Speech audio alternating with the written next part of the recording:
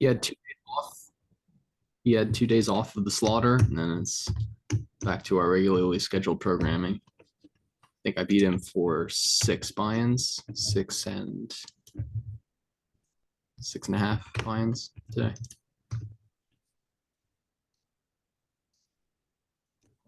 Yeah, so and how did you go with the stuff that we talked about? I threw in some more river raises, including a very ambitious one where he stationed me really light, which was kind of annoying. It was pretty early in the session. I had king five, and I'll see if I can. I'll see if I can pull it up. I can share my screen as well. Yeah, go for it. So I figured that this hand was probably a fine river check raise. I looked at it in Wizard. 8-3-3. We check call the flop, the diamond. The turn is it does a lot of donking on the turn. It like 1/3 a lot on this turn as the out of position caller, which granted makes some sense. The thought crossed my mind, but I didn't RNG any donks. On the 10, he goes 60% pot, and I go for a check raise. I couldn't really think of a hand selection for the check raise. It was honestly a bit of a coincidence that GTO Wizard liked my specific combo for the check raise. But it did feel like a spot that it was fine to throw in some check raises. I do go a bit bigger than the solver wanted to, but it felt like a spot where he's going to have a lot of bluffs, so he's going to have a lot of snap folds. He's probably not bluffing with a king. He's less likely to be bluffing with a diamond because it does block some river folds, probably, maybe. And he did end up calling. Other than that, I did throw in some other raises that did work. So, yeah, it was definitely. I raised some bets in like the river check down line with bluffs, and he did fold. So I think he's probably like slightly over folding. And a lot of his lines might have been distribution. As of yesterday, it was like 90%. How many times did he call today? I think it was just that one. I think yeah, I think that might have been like the only river check raise that he called. It was the only river check raise he called when I had a bluff. He might have called one when I had value.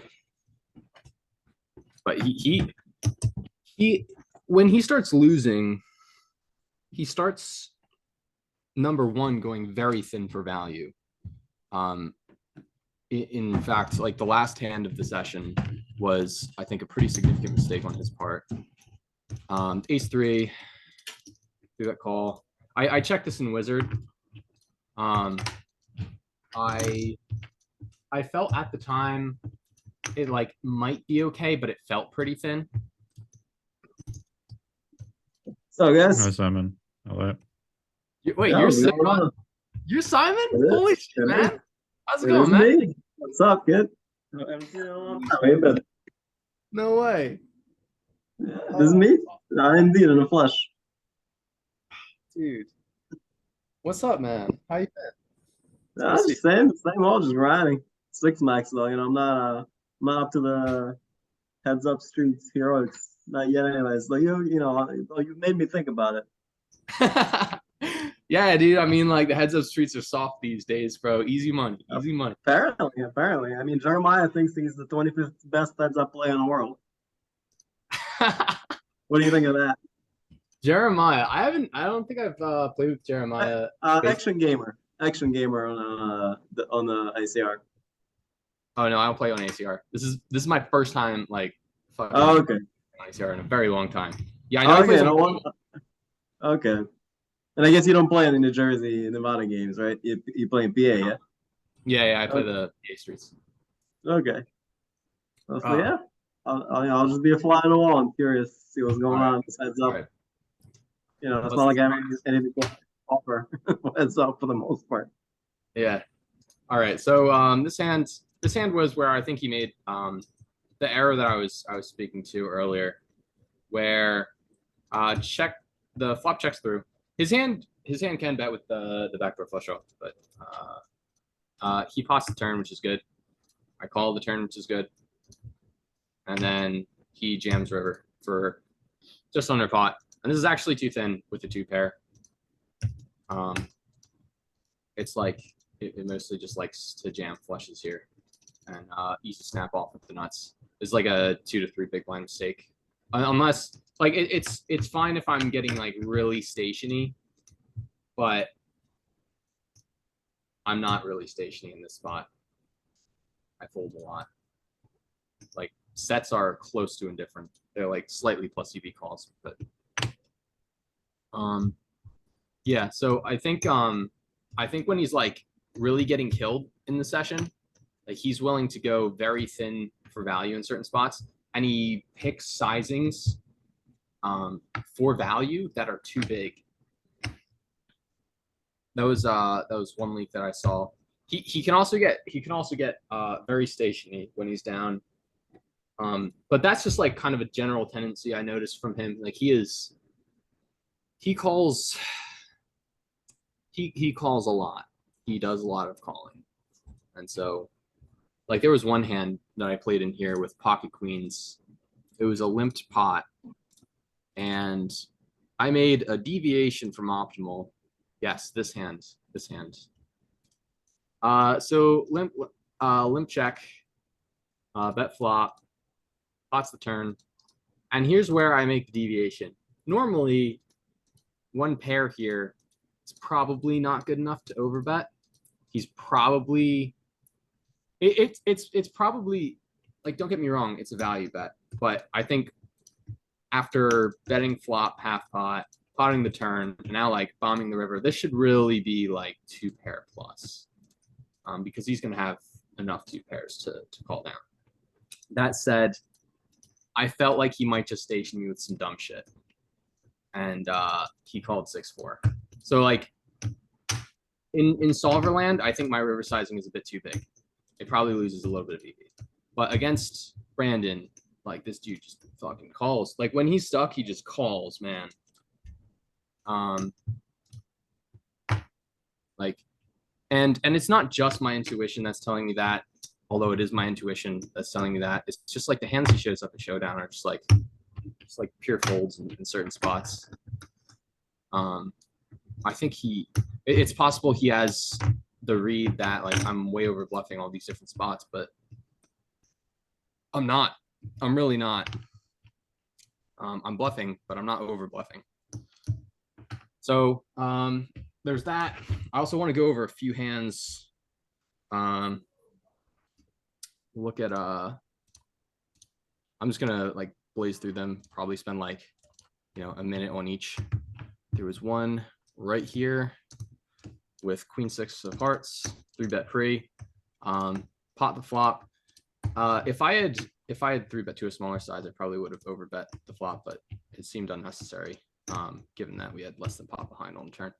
I jammed the turn, and he tanked here for like into his time bank, which I thought was kind of weird with the pair plus flush draw, but I don't want to spend too much time on that. It was just like a little bit quirky that he spent that much time. King Jack hand. Let's look at the King Jack hands. This hand maybe. This hand. No, that hand was fine. The hand was whatever. I think it went to Showdown though. This one? There's one hand with King Jack that was just weird. That's a bit stationy, but whatever. It's probably fine. Maybe it's not in my database. Some of the hands weren't getting picked up. A6 off. A6 offhand. Oh, yeah, this is another one. So this is a hand I wanted to show you. Again, possibly overcalling. I like 3x the river here, and he calls with jacks, with a diamond and a club. I can't possibly fathom a worse combo to make this river call with. I'm essentially saying like I have a straight or like a strong 2 pair, and he blocks none of that, and he blocks all of the bluffs, and he calls anyway. I'm not just salty because I got stationed. Like this is like it just happens over and over. He just shows up with hands that should just always fold. 8-5 offhand. Let's take a look at this. Is this another one of these? Oh, this hand was weird. I wanted to show you this because, well, you'll see. Flop checks through. IRNG very high, and I have the heart and the low kicker, so I can do some checking. We bet very small on the turn, and then on the river, the 10 is there. I bet sort of just representing the 10. I think this is maybe a bit small. I think a 10 would want to like pot it probably, but and an ace might half pot here. Maybe. I don't know if an ace can go for 2 streets. That's probably a bit thin. But he doesn't raise bottom boat, which is like pretty insane. Maybe he had some sort of read on my sizing.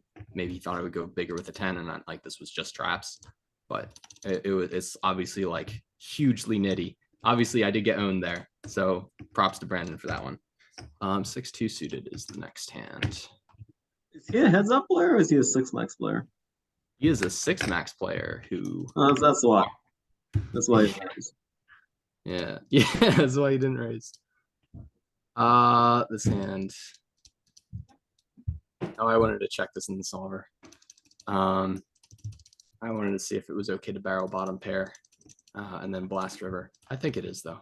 It feels okay. King Jack, river bluff. That's another one I want to look at the solver. Queen hands. I think we already looked at that one. Jack hand. Jack's hand.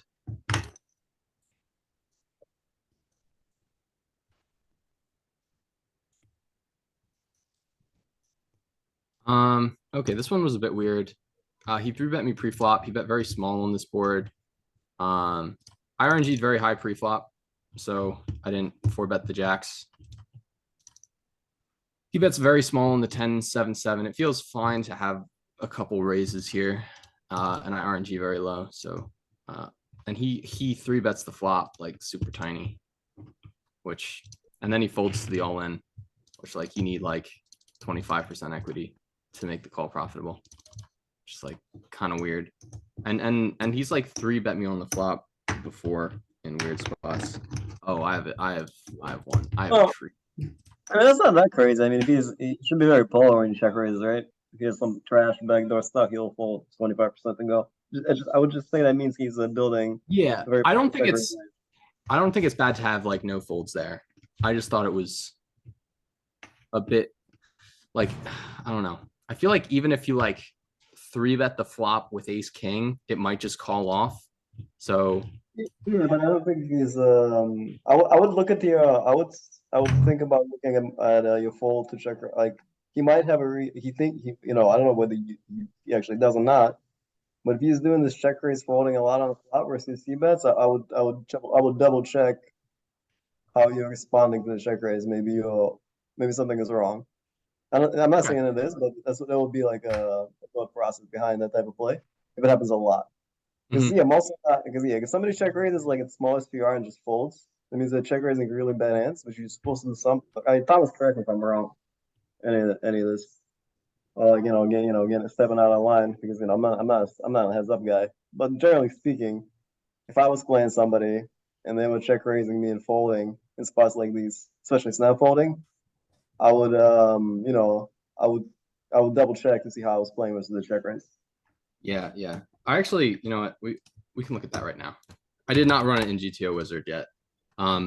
So yeah, I do actually want to check that one out. So we'll go through that like really quick. After that, we'll get to the 10-6 offhand, and then we'll move on past the hands played in this session. So it was, and it might be a spot where there's no flop raises, but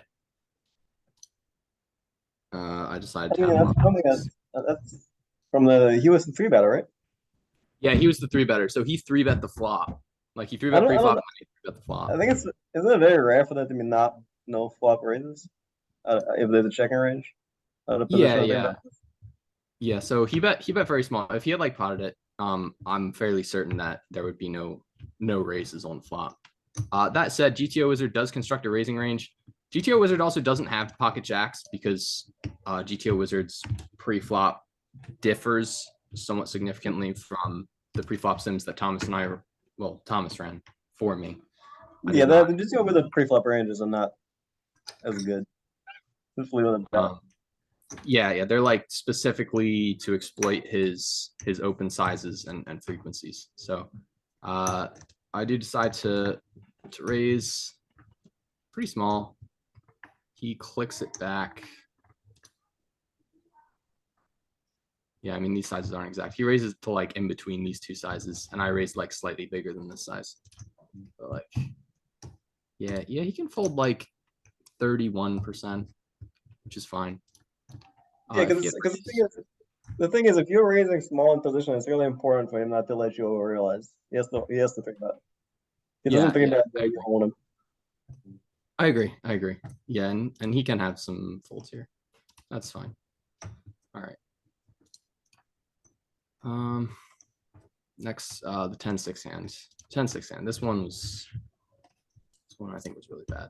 Like I don't think the flop 3-bet is bad. I just thought it was interesting that he folded. Especially out of position. I understand you should have 3-bets. All right, so this one flop checks through. And here's where I think he made a fairly significant mistake. I bet 2 times the pot out of position. And he calls with 7-2 of diamonds.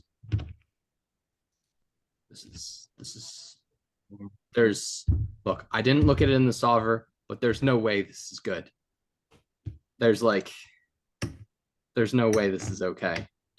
I just 2x potted it.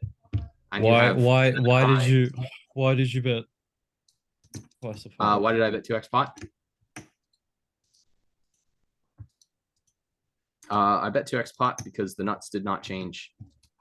So my opponent is capped. Okay, why did you not bet 4 times the pot?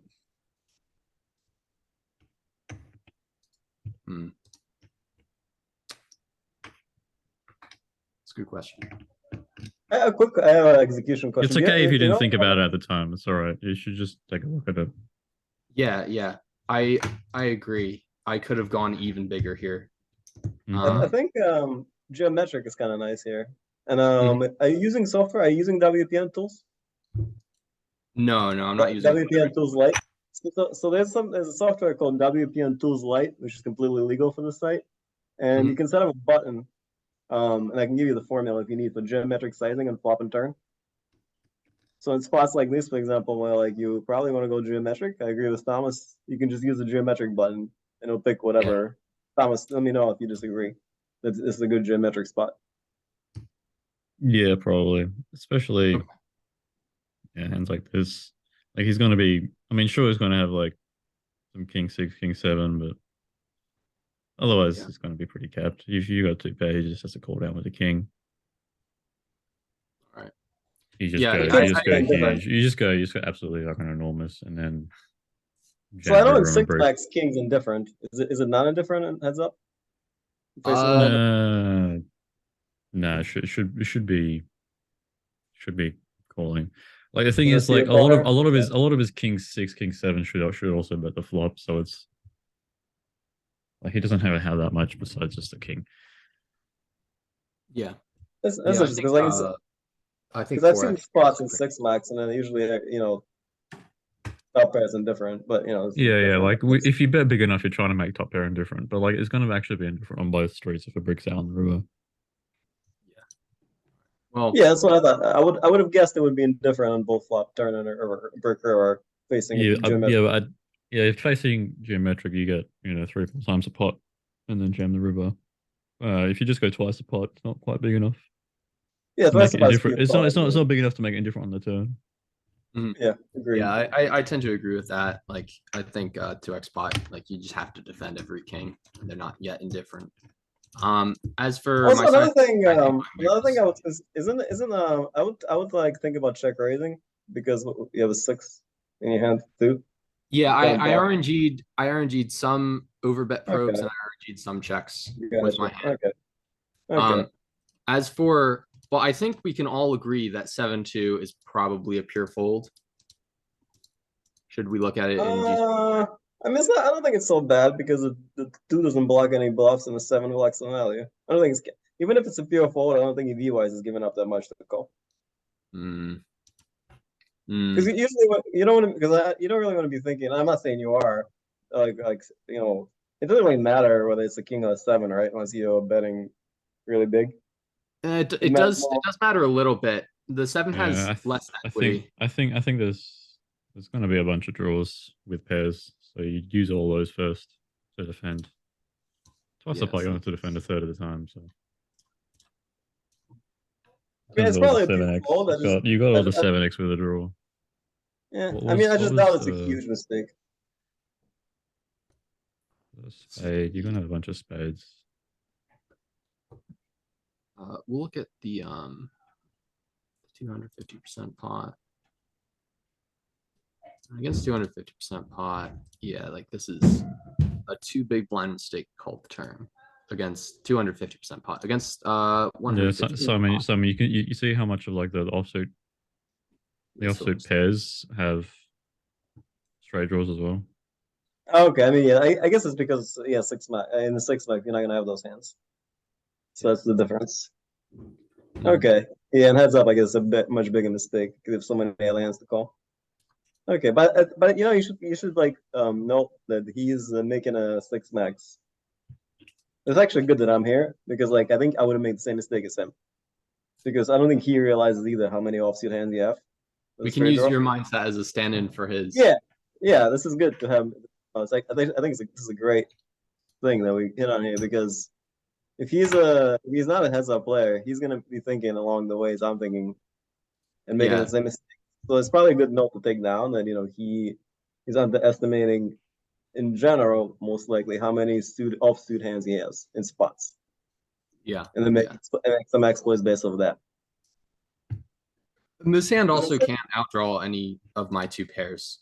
That's true. With the exception of like a 7. And he does hit a 2 on the river, and I 2x it, and like his hand is probably just indifferent again, even on the 2. Like you don't I don't have king 2. You don't block any of the 2 pairs with the 2. But yeah, so this is cool, but I feel like we really need it to be all in this hand. Yeah, I was thinking about jamming for 4x pot, but I was a bit concerned. Like if he's stationing like 7-2 on the turn, his turn continue range is going to be way too wide, right? And then I can just 4x with my hand and have it not be too thin. But with I was somewhat concerned about like king 6, king 7, even king 10, possibly pocket kings throwing in a flop check.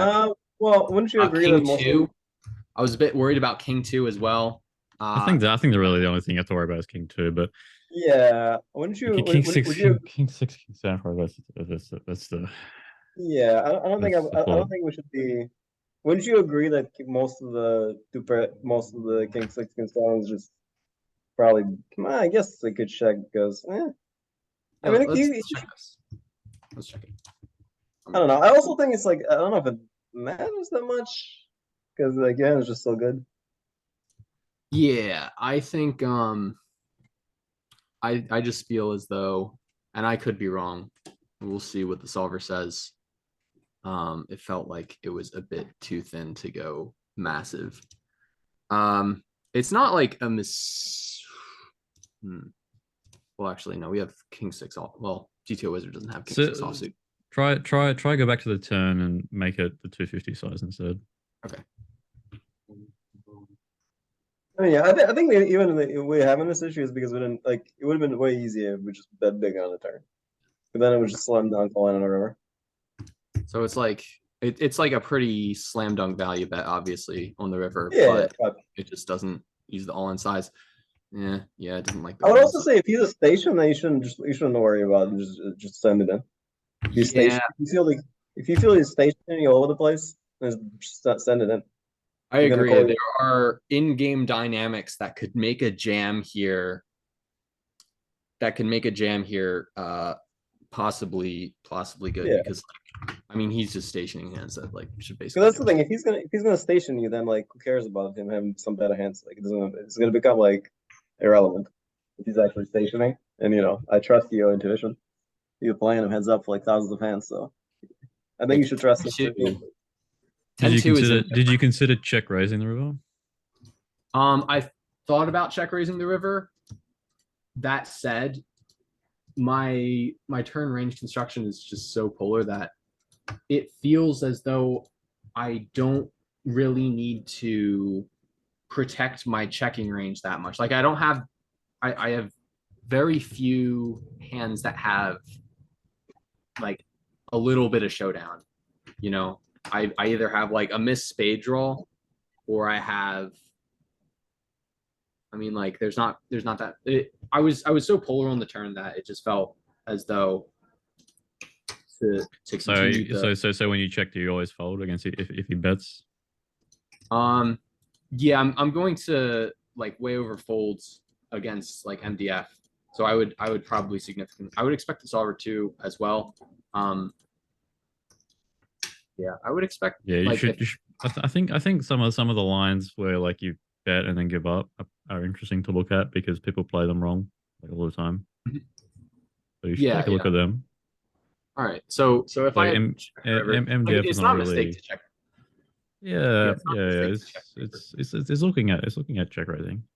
Small bet. It's so definitely try take a look at the check line now.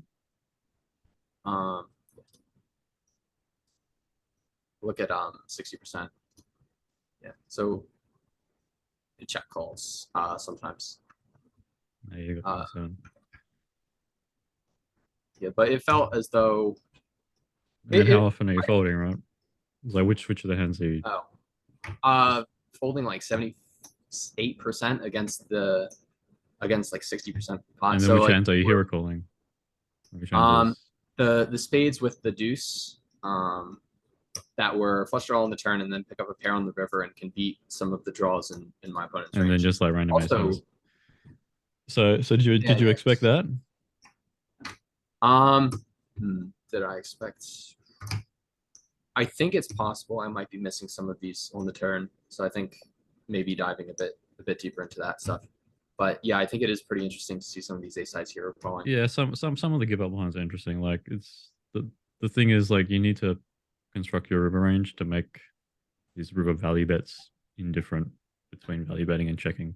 Not his bluffs. Whenever you take a give up line, then sure you can put whatever like give ups you want in there, but you need to still construct the ratio of hero calls to traps to make it so that his value on the river is exactly 50%. And that's against your calling range. Yeah, so it's a bluff value inversion spot. I was about to say that it's the bluff value inversion. Excellent. Good to go. But yeah, this is I think this is like a pretty clear leak from Brandon. Is first off, like the turn call is like horrendous. Like it loses multiple big blinds and it's not even that big a pot. Like it's losing like you're losing 2 big blinds in like a 5 big blind pot. This is terrible. So I think Brandon is definitely calling a lot of hands that he should just basically never call. Oh, I have an idea that might be interesting. So you mentioned that he is betting. I'm just wondering when you check them on the river, is he the type of guy that checks back too much, or is he the type of guy that'll value bet the thing? What's your read on that situation, if you have one? If you don't have one, it's whatever. It would have to be intuition because the sample size of those. Right. spots. Yeah, I'm asking about your intuition right now. I think if you have they can check back. Like if he has like an indifferent value bet, like if he has king queen there or like king jack there, I feel as though he's the type of guy that'll just check it back. So I see. I think figuring that out is probably even more important than the indifference. Yeah, and I think he's going to put in too much money in the lines where Right. I'm betting, and That's he's what not I'm going to asking. put in enough money Yeah. in the lines where he has to bet a marginal value in. And the reason I bring it up because I know it's a general 6-max tendency from 6-max players tend to be pretty scared on the river after facing big bets in previous weeks. Sorry, I've got it going. I'll let you guys keep going and put the recording up. So yeah, you guys go as long as you want. Great, thank you, Thomas. Also, thank you for the tips, and I'll probably have more stuff for you. Just ask whatever sets you want, and I'll figure them out for you. Great, perfect. Yeah, you two keep going. I've got to get ready for work. All right. So you guys, I'll see you. Yeah, tomorrow. I have like 20 more minutes before I start my round. All right, sounds good. All right. So, So about that hand, like I think it's more important, and this is more my practical. I mean, Thomas is great. Of course, yeah, you should look at him about everything he said about theory and exploits that are based on like data. But it's just like intuition wise, I think in that spot on the river, I think the most important to figure out what type of guy he is. Is he better? Because very few people are gonna, make you indifferent. I would say, I mean, unless he's like a really top world heads up player, which I'm guessing he's not because they're playing him heads up. So I doubt he's gonna make you indifferent one way or another. So I think I would endeavor to figure out which way he's leaning. Yeah. So he puts in more money in certain lines, right? Right, exactly. That's what I would say. So and my guess, I play this guy, right? My guess, just guessing from like my experience playing 6-max players of his caliber or whatever, roughly around his caliber, is that they're probably not going to put enough money in through their aggression after facing really polar aggression from you. Oh yeah, absolutely. No, that's which is one of the reasons why I think I lean really towards just like piling the turn and piling the river for geometric. Mm-hmm. Just because he's just like I think unless you put all the money in, he's just not gonna, the money's not gonna get in, and the money really needs to get in, I think, with that hand. So yeah, it's just like my hand is obviously very valuable, but it's just like a question of like, is it worth 2x pot or is it worth 4x pot? I felt as though he had enough kings up in his range because Thomas mentioned. Well, the thing is, it's only you only felt that way. I think it's because you didn't bet because the SPR was so high, relatively speaking, on the river. Had you bet big enough on the turn, you wouldn't have this feeling. You get what I'm saying?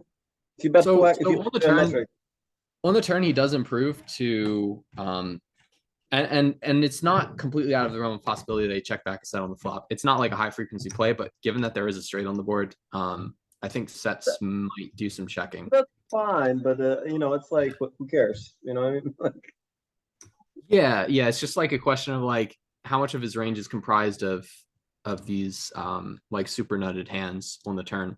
Like I think my hand I don't think it's possible for him to have so many nutted hands that you can't want to get all the money in a clean run out. Would you agree with that? Like if you bet if it goes bet call brick, like I don't think you can ever have so many hands unless he's doing something very very strange on the flop, where like you shouldn't be happy that all the money got in. Would you agree with that? I think so. It's really just a question of no. I would not agree, and I disagree for the sole reason that because the pot size was so small and I was attempting to get in so much money. Like the pot size is 5 big blinds, right? And I bet 2x on the turn and I 2x the river. The defense requirement starts getting very, very marginal. Like he's actually, if I went 250% pot, he's supposed to fold some kings. If I go 150% pot, he doesn't fold any kings. At 200% pot, that's probably where like the indifference threshold is for his kings. But if I go 150% pot here, he's still going to have king 7 and king 6 in his range fairly frequently. So like we can look at the filter. He shouldn't really have any straights here. He can have some sets. Those should mostly raise the turn. But he's got about 5% of his range comprised of 2 pairs. And most of the 2 pairs on the board beat me with the exception of 7-6 and I guess 10-6 chops. Okay, let me put it another way. If he raises you and piles the money on himself, are you ever folding at any point? On the river, well, if you're asking whether or not I would fold in game, I don't know the answer. I might just RNG it. I might just RNG the river. Well, I'm asking you, what do you think is the correct play? Say you I have, think my hand is indifferent. I think if I 2x the river here and I get jammed on, my hand is just like indifferent between a call and a fold. I think the solver would probably agree. I'm open to being wrong here, but I don't feel it's especially likely. So if I like, I mean, I don't know, like, I don't have that, obviously, I don't have much experience playing heads up, but like, if I had to guess, it would not be ever a fold, but I could be wrong. okay, Just because of how wide it just might be too good of a hand. I don't know. Yeah, if he jams the river, it's apparently a pure fold. I would expect it to be indifferent, but yeah, this is a heads up sim.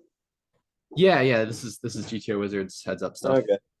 Yeah, it's just a question of like how much 2 pair he has with the king. Because he does turn like quite a bit of 2 pair, and then if I overbet the river and get jammed on, he's saying he has he's saying he has a set, or he's saying he has kings up, like a strong kings up.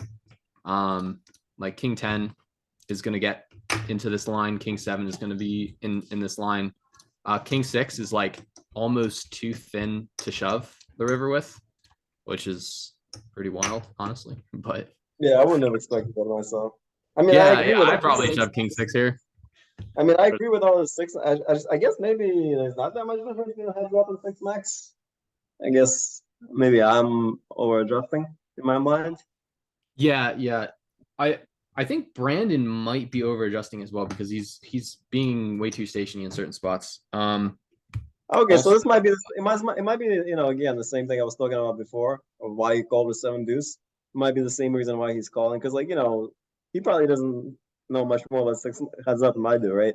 So he's coming in from the same mentality because I would have thought that 10-6 is like a slam dunk, never fold in any line, heads up. Yeah. He's probably thinking the same way because he's probably also trying to adjust from and he probably over adjusting, which makes sense.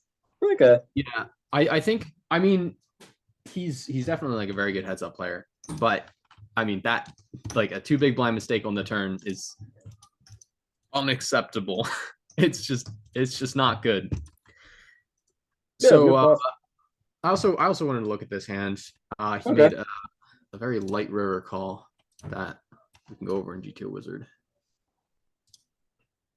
Let's do the hand history first because I don't know the hand before I see any solutions, so it doesn't like. Oh yeah, for sure. So he 3-bets me. I opened to 2.7. The suited Broadway's open a bit bigger oftentimes. He goes 1/3. We call the king 10 in position. Is this like a thing heads up on this been small on his boards? Yeah. 6 max this wouldn't really be big blind versus blind, right? I'm surprised. Yeah, I guess this would be like a half pot in 6 max. Yeah. Okay, so I'm already in like unknown territory, but okay. Yeah. So he bets small. I call. Turn is a 6. He checks. And I guess is this is this always a call without any backdoor suits on a flop? I think the suited variety is. I think the offsuit variety might do some folding, which is like kind of weird to say because they both don't have a backdoor flush draw. But the idea is essentially, and I've seen this in other spots. It might not be the case here. So like I didn't look at the sim yet, but I think king 10 probably always continues against 1/3. Okay, I guess because you got a lot of backdoor straight doors, like smoothly wrapped around the jack. Yeah, exactly. And we go half pot on the turn, he calls, and then we just send it on the river and he calls. And I guess I'm assuming on the turn you just RNG, right? Yeah, I RNG'd a turn bet. Like I'm not always betting the Okay. turn with this Okay, hand. yeah. I think sometimes But it's it's, I probably mean, whatever. I don't see a problem with betting sometimes. I have no clue what the frequency is, but I would just flip a coin.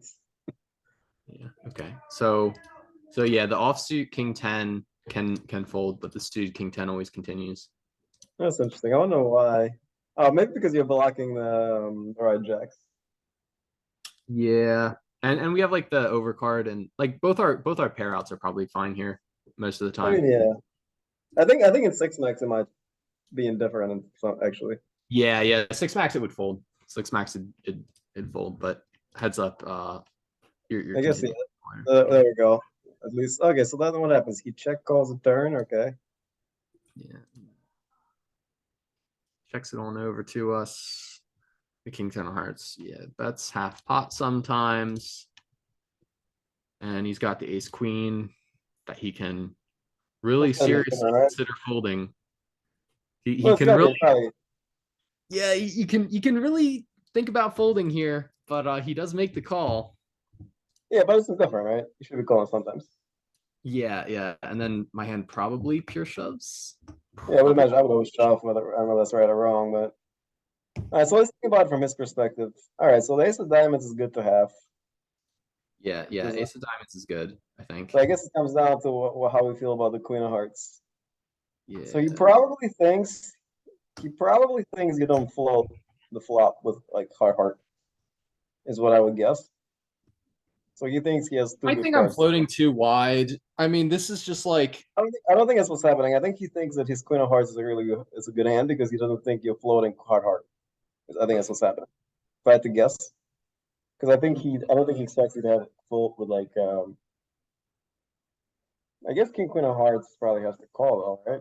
So never mind that. yeah, this is I mean his hand is indifferent. My hand like pure shoves river and his hand is indifferent.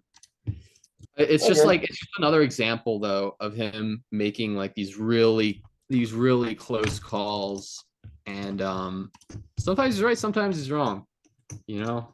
So I, sometimes you click a I call and they guess just the have only the thing king. is I would say like I don't think this call is like what I'm getting. I don't think this call is crazy. Like I think this call is all right. I think it's like it's very hard for this call to be very bad, right? Yeah. I agree. It's a fine call. So I guess Um my question to you would be: so you say that he's making like a lot of like, well, the seven deuces, I guess, pretty bad on the turn. But like, do yeah. you have examples? Just to like double check it. So do you have examples of like really light out of line call downs from other spots? Because like that one wasn't really that out of line. I agree. I agree. It wasn't out of line per se. That said, I think it's highly likely that he's doing it too frequently. Yeah. If he's doing it fewer instead of like flipping a coin, then yeah, it becomes. But here's the thing: if he's still calling a bunch of like indifferent hands, very quickly it adds up to like being out of line. So, but you're never gonna Yeah. know outside of your feeling. So like, you got to go with your feeling in that one. Mhm. Yeah, I agree. Um, But all right. but just know that I don't think he's not picking like ridiculous combos. He didn't call you down with like I don't know some other shit, some like bullshit. But no, You want to see ridiculous combos? I maybe showed you I'm curious. I just put I would have some time. I have like another like 10 minutes. So if you want to show me something real ridiculous, I would love to see it. yeah. This is and he was right. I mean, credit to him, man. Oh, I Credit think to we him. saw this He one, sniffed right? it out. We saw this one, but this is like the worst. It's got to be like one of the worst combos to make this river call with. I forget. Was this a check down line or something? How did this go? No, it was c-bet flop, and then it checked to the river, and your boy threw out the overbet I guess is with the that good? blockers. Are you supposed to go off face size in this line? Yeah. If you check call the flop, and the run out goes like this, okay, check call the flop. Don't fold ace high on the flop. All right, yeah. Turn is And a then seven. His hand checks. and the 5 rolls off on the river. Oh, okay, so it is a really good run out for you. So you probably start to bluff some low ace highs, yeah. Oh no, the ace high doesn't bluff. Yeah, because that's like my intuition was that you don't get to bluff ace highs. Mm. So and you you know, never I use 3x pot. right. Mm. So I would like serious. So here's the thing, right? And I'm not saying this is happening, but he made a call with like what looks like your hand that should never call, but you made a bluff with a hand that should never bluff. So Yeah, that could be it doesn't have to be, but it could be a clue. It could be like a sick exploit. Yeah, it could be a clue in that he might expect you to be doing this. Yeah, okay, that's fair. That's fair. Okay, so we'll chalk this one up to sick exploit maybe. Well, at least but you can check this. Like you play a lot of hands with him, right? So just pay attention to the spot and see like what he calls you, and also you should put yourself on alert to be a bit more careful, not to overbluff. And then see what he calls. If you see this again, then say you do this with like a reasonable hand, right? And he makes another call with a reasonable hand, then it becomes really highly likely that he's expecting you to overbluff the spot. Yeah, that's fair. I think that's fair. Yeah, my hand never bluffs, so oh well. It's not that bad. It's like it loses like half a big blind though. This isn't great. Well, so it's not that bad if you do it with this one combo, right? But if you do it as like a bunch of combos like that, because just like him calling you with an ace queen there cannot be bad if he's calling it half the time or whatever. But just like we discussed, if he's making fewer calls, like 20 different combos, right? It quickly becomes terrible. Same thing here. It's not that bad to be bluffing this hand, but if you're doing the same thing with 10 other combos of similar looking hands, it becomes very bad very quickly. Yeah, I agree with that. Yeah, he stations a hand that I just don't know, but that this is like the combo. Here's the thing: if he has a read, right? If he has a read that you're overdoing this, any bluff catcher is good. Yeah, it doesn't matter if block isn't bad. Blockers don't matter if you're over bluffing. Obviously, I agree. Yeah. Me and Thomas have been over that, and I understood it before he told me, and I understood it after. Yeah. No, I only bring it up because like just we're talking about it. Obviously, I assume you know this. Yeah. I think he's calling river with a bunch of hands that probably shouldn't call, which obviously would be okay if I was like significantly over bluffing everything. So you should also consider exploiting him. You should also consider underbluffing if he's showing up. I think more importantly, if he's showing you this jack's hand, I think the main takeaway should be that you should underbluff. Yes, and I did check back some 9 highs today, begrudgingly. Yeah, because like that's how you punish someone for that. Because you're not really punishing them for if you're just like, which I mean like it's hard to do. Nobody does it, but whatever. Say like theoretically you're somehow hitting like the exact right bluff to early ratio on the river, and he's over calling. Like it doesn't matter. He's not losing. Yeah. It only matters if you adjust. So I think once you see that jack's call, you really gotta punish them by underbluffing there. Yeah. I tend to agree with that analysis. I think it's a more important takeaway than like anything else. That hand is probably fine. Look, I think I have time for like one more hand, and I gotta go grind myself. Okay. So choose one. Show one you like. Probably fine. Up here. Oh, yeah, this was today. I set him in a 3-bet pot. That's always good. Yeah, and this was another thing that I wanted to talk to Thomas about. 3-bet me preflop with pocket fives, which is fine. Is that not a thing? Cause up. So I just don't know what the range is. I know it's not a thing. It's max, but I don't know. I don't know what the range is heads up. So heads up, it's actually let's look at the ranges because I'm far more acquainted with my 3-betting range than I am with his because they're different. Because I'm opening to 2.7 and 2.1, he's opening to 2.5. Ergo, our 3-bet ranges are going to differ quite a bit. But this does not seem right it doesn't seem good. So I open big. So we go there. I mean, okay, so it does 3-bet 7% of the time. Oh, there you go. You have your answer. Low frequency play. There you go. Often he's negative with the fuck mouse. He's probably doing this more than 7% of the time. I would guess that whenever, so listen, my assumption is for like whenever a human makes a low frequency play, I tend to assign a higher probability to the likelihood they're making it more than they're supposed to. I agree. Just because of how like humans work. Yes. Yeah. Like human brain, like human analysis, like the way once we get to like really small or really big probabilities, it breaks down. Unless you like really, unless he's like super disciplined with RNG, which he could be, I don't know, right? Unless he's like very like, no way he's disciplined with RNG. There's no way. Unless he's one of those people that like just because me, for example, like if I'm playing a very strong player, I'm like super disciplined with RNG. If it doesn't, most of the time when you look at it, they get all right. But if I do make a decision to RNG against this play in the spot, I'm going to be RNGing. Then I'm actually like super disciplined because I know that the human brain fails miserably at very high and very low end of like probability distributions. It's just the evolution thing. Like when it wasn't designed, like the hardware wasn't designed to deal with very small or very large things. I agree with that. All right, so he can 3-bet 5s. It's a very low frequency play. I've been talking to Thomas about this. I think his 3-bet range is too merged. Like he's not 3-betting a correct range. Like if you look at the range of 3-bets, like this is an optimal 3-bet range from him, right? So you got all this stuff, the suited connectors, suited gappers, and whatever. You got the suited aces. You don't have ace 6, ace 7, ace 8. You showed up with ace 7 after 3-betting one hand. It's got ace 9 in there. That's just bad. I think that's like very clearly not good. What's that?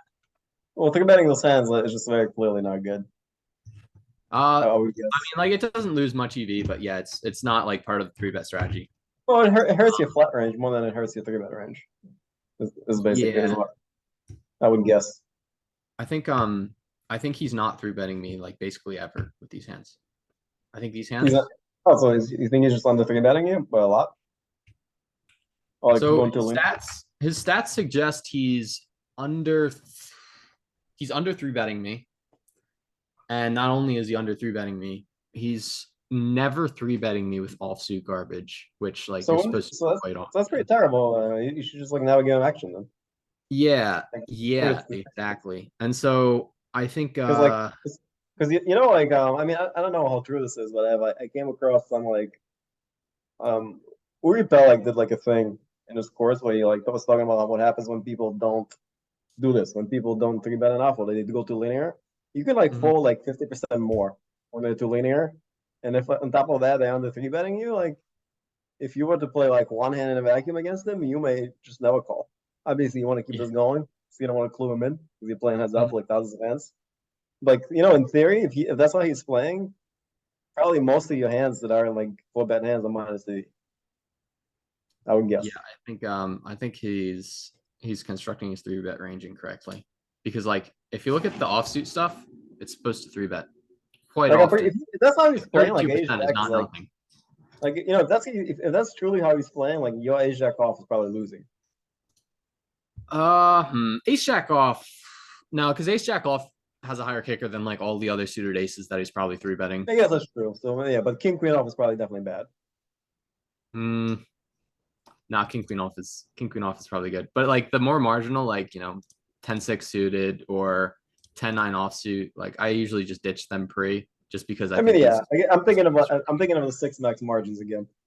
Yeah. Heads up. It's like king queen off is the nuts. Like you look down at king queen off, like I'm about to stack this guy. Because in 6 max, if somebody's like too polar, too linear, and doesn't 3-bet, like ace jack sits them up like real quick. Yeah, for sure. But I know it's hard to believe that, but like if you look at like it just does. All right. Yeah, I want to look at hey, he's winning in 3-bet pots. Wild. The only spot he's winning is when he 3-bets.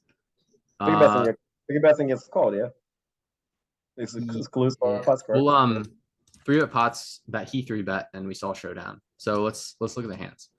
We got ace queen, ace queen, 5-5, king jack, ace king, jack jack, 9-9, ace ace, king king, jack 9 suited. Jack 9 suited. Is it in there? Is it a 3-bet? Low frequency. But we don't. But I see what you're saying. We don't see any. Though you know, this showdowns is kind of like there's a lot of bias showdowns.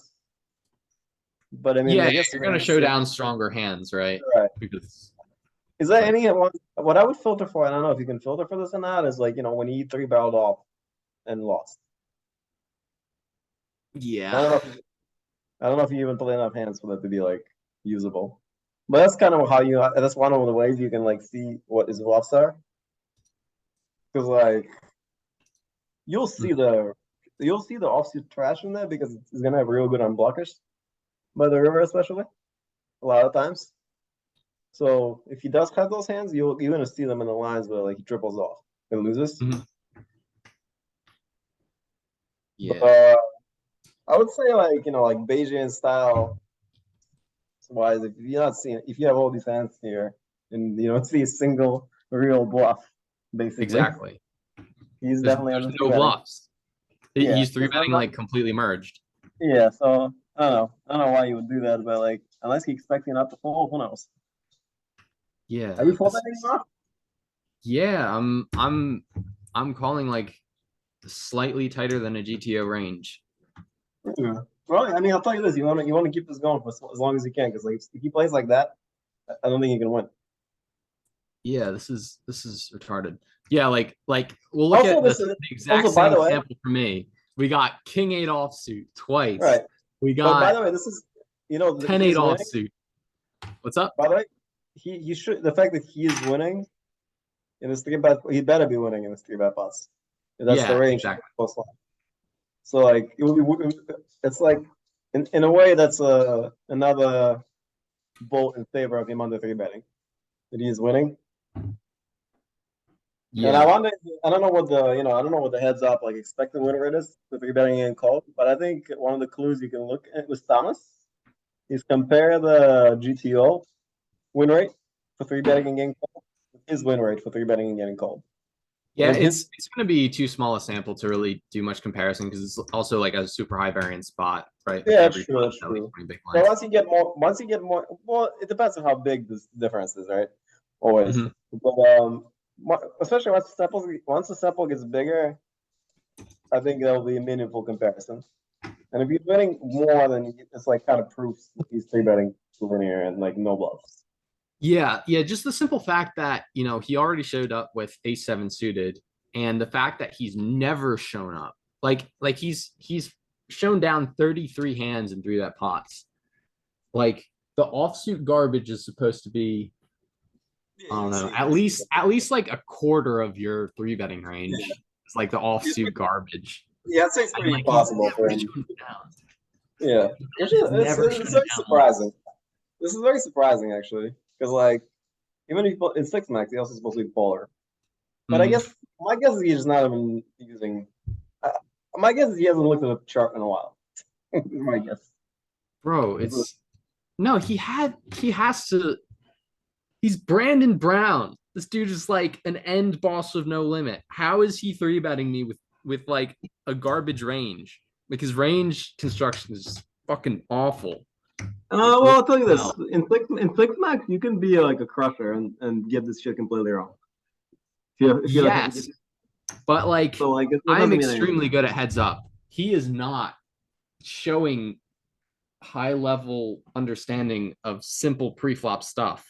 Like this, which happens. There's a lot of guys. There's a lot of 6-max like real huge winners, they're not that because the money in 6-max comes from like at the end of the day, the money in 6-max comes from getting the money from the fish. Yeah, so like I agree with that. Yeah, he's getting red lines. He could be the biggest crusher. It just means that he knows how to win at 6-max. It's different games. This is why I always say I don't know what I'm doing when it comes to heads up. You know, I don't study it, I don't play it, I don't have experience. Like, why would I be good? Bro, I think this weekend we're going to have to But yeah, you should show us the talents because it's pretty damn. yeah, this is pretty damning. Yeah. Uh Just make sure you double check the filters because it's almost like unbelievable. yeah. I mean, it's believable. I mean, you know, Jeremiah Williams, he has a stream. He streams. I watch his stream. I don't really see him do too much three betting with real garbage also. And I know he doesn't look good. So, like, I think, and you know, he probably one of the biggest winners. At least he claims to be. Who the fuck knows? He's certainly winning a lot in his challenge right now. But I don't know. People, I believe him. I believe he makes money, but like his pre-flop game is also not that great. And he's a heads-up professional. So, Who is? Jeremiah? and he's a heads-up. Jeremiah Williams. Yeah, I met him. Yeah. So I mean, he thinks he's like top 25 in the world. So, which I don't know. I'll leave that to you to decide since you actually play heads up. I'm way more acquainted with heads up theory than I am with heads up players, put it that way. I play in like the Pennsylvania pools and like the regs there aren't that good at heads up, and I do beat Well, them. I imagine the regs there are mostly a joke. I have to guess because I mean they're mostly a joke in New Jersey and Vegas also. So like I don't know how too many of them cannot be a joke. There's like three good regs in like the pools I play in. Yeah, you play in the New Jersey pools, right? Yeah, New Jersey, Nevada. Yeah. Nice. Just All to right. play on global also, just to see what's up. Oh yeah. I've played a tiny bit on global. No like real serious volume though. It's painful. It's so painful. I don't know if Yeah. I'm gonna continue. I It's hate so deposit painful. on global. It's so difficult to deposit on global. Oh, that too, yeah. I'm trying to get them. I'm trying to get them to raise my deposit limit, and they're just like, no. Well, all right. I gotta go start my own grind. All right, man. Thanks for dropping by. Yeah. All right. Good luck. Thank you. Peace. Yep. All right. Bye.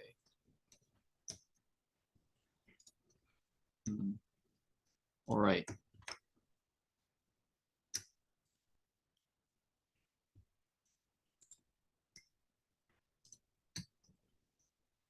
Oh, there we go.